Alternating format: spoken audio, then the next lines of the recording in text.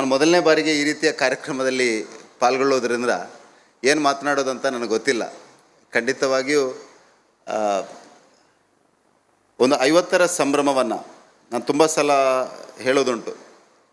ಒಂದು ಸಂಸ್ಥೆಯನ್ನು 50 ವರ್ಷ ನಡೆಸಬೇಕಾದ್ರೆ ತುಂಬ ಕಷ್ಟ ಇದೆ ಅನ್ನುವಂಥದ್ದನ್ನು ಹೇಳಲಿಕ್ಕುಂಟು. ಹಾಗಾಗಿ ಪ್ರಾಯಶಃ ಒಂದು ಕುಟುಂಬವನ್ನು ಅಥವಾ ಒಂದು ದಾಂಪತ್ಯ ಜೀವನವನ್ನು 50 ವರ್ಷ ನಡೆಸಬೇಕಾದರೂ ಖಂಡಿತವಾಗಿಯೂ ಕಷ್ಟ ಇದೆ ಅನ್ನುವಂಥದ್ದು. ಯಾಕೆಂದರೆ ದಾಂಪತ್ಯ ಜೀವನಕ್ಕೆ ಕಾಲು ಹಾಕಲಿಕ್ಕೆ ಕೈ ಹಾಕಲಿಕ್ಕೆ ಧೈರ್ಯ ಇಲ್ಲದಂಥ ನನ್ನಂಥ ಒಬ್ಬ ವ್ಯಕ್ತಿಗೆ ಖಂಡಿತವಾಗಿಯೂ ಇದು ಅತ್ಯಂತ ಒಂದು ಸಾಧನೆಯ ಮೇಲಿಗಲ್ಲು ಅಂತ ನಾನಂತೂ ಖಂಡಿತವಾಗಿ ಹೇಳಬೇಕು. ಚೌಟ್ರು ಹೇಳಿದಾಗೆ ಒಂದು ವಿಶೇಷವಾದ ಕಾರ್ಯಕ್ರಮ.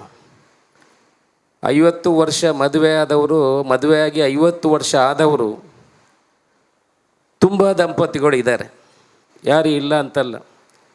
ನಾವು ಕೂಡ ಹತ್ರ 15, 18, 20 ವರ್ಷವರೆಗೆ ಮುಟ್ಟಿದ್ದೇವೆ, ಸಾಗ್ತಾ ಇದ್ದೇವೆ ಗಾಡಿ. ಚೌಟ್ರೆ ಮದುವೆ ಆಗಬಾರ್ದು ಅಂತ ಹೇಳಿಲ್ಲ, ಗಾಡಿ ಒಮ್ಮೆ ಸ್ಟಾರ್ಟ್ ಆದ ಮೇಲೆ ರನ್ ಆಗ್ತಾ ಇರ್ತದೆ. ನೀವು ಅದಕ್ಕಾಗಿ ಮದುವೆ ಆಗದೆ ಇರಬೇಡಿ. ನಾವೆಲ್ಲ ಶುಭ ಹಾರೈಕೆ ಇದೆ, ನೀವು ಮದುವೆ ಇನ್ನೂ ಆಗ್ಬೋದು. ಈಗ ಎಷ್ಟು ಹುಡುಗಿಯರು ಕಾಯ್ತಾ ಇದ್ದಾರೆ ಅಂತ ನಿಮಗೆ ಗೊತ್ತಿಲ್ಲ, ಮದುವೆ ಆಗೋದಿದ್ದರೆ. ಹೆಂಗ ಸರ್? ಇಲ್ಲ ಅಷ್ಟು ಏಜ್ ಆಗಲಿಲ್ಲ ಅವರಿಗೆ, ಹುಡುಗಿಯರೇ ಕಾಯ್ತಾ ಇದ್ದಾರೆ. ನೀವು ಮದುವೆ ಆಗಿ ಓಡಿಸ್ತಾರೆ. ನೆಕ್ಸ್ಟು ಇನ್ನು 1-2 ವರ್ಷದೊಳಗೆ ನೆಕ್ಸ್ಟು ಚುನಾವಣೆ ಬರೋವರೆಗೆ ನಾವು ಅವರು ಸೇರಿ ಮದುವೆ ಮಾಡ್ತೇವೆ ಚೌಟ್ರಿಗೆ. ಹಾಗೆ ಇರಬಾರ್ದು.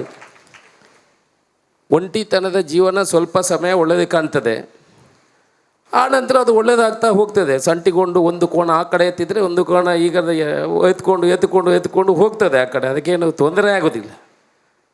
ಸ್ವಲ್ಪ ಇರ್ತದೆ ಆ ಕಡೆ ಈ ಕಡೆ ಅಡ್ಜಸ್ಟ್ಮೆಂಟು ಎಲ್ಲ ಮಾಡಿಕೊಂಡು ಹೋಗಬೇಕು. ಅವರು ಹೇಳಿದನ್ನು ನಾವು ಸ್ವಲ್ಪ ಕೇಳಬೇಕಾಗ್ತದೆ, ನಾವು ಹೇಳಿದನ್ನು ಅವರು ಸ್ವಲ್ಪ ಕೇಳಿಕೊಂಡು ಹೋದರೆ ಜೊತೆಯಲ್ಲಿ ಸಾಕ್ತದೆ. ಈಗ ಇವರೆಲ್ಲ ನೀವು ಹೇಳಿದ್ರಲ್ಲ, ಎಲ್ಲ ಕ್ರೀಮ್ಡ್ ಆಡಿಯನ್ಸ್ ಅಂತ. ಇವರೆಲ್ಲ 50 ವರ್ಷ ಮದುವೆ ಆಗಿ 2 ಮಕ್ಕಳು 3 ಮಕ್ಕಳು ಮಾಡಿದವರು ಇರೋದು. ಈಗ ಮಾತ್ರ ಒಂದೊಂದು ಮಕ್ಕಳು ಅಷ್ಟೇ. ಹಿಂದೆಲ್ಲ 3, 4, 5 ಮಕ್ಕಳು ಮಾಡಿದವರು ಯಾರಿದ್ದಾರೆ? ಅದಕ್ಕೆ ಕಂಟಿನ್ಯೂಸ್ ನಡೀತದೆ. ಒಳ್ಳೆಯದಾಗಲಿ. ನಾವೆಲ್ಲ ಸೇರಿ ಚೌಟ್ರಿಗೆ ಮದುವೆ ಮಾಡೋಣ ನೆಕ್ಸ್ಟ್ 1 ವರ್ಷದ ನಂತರ.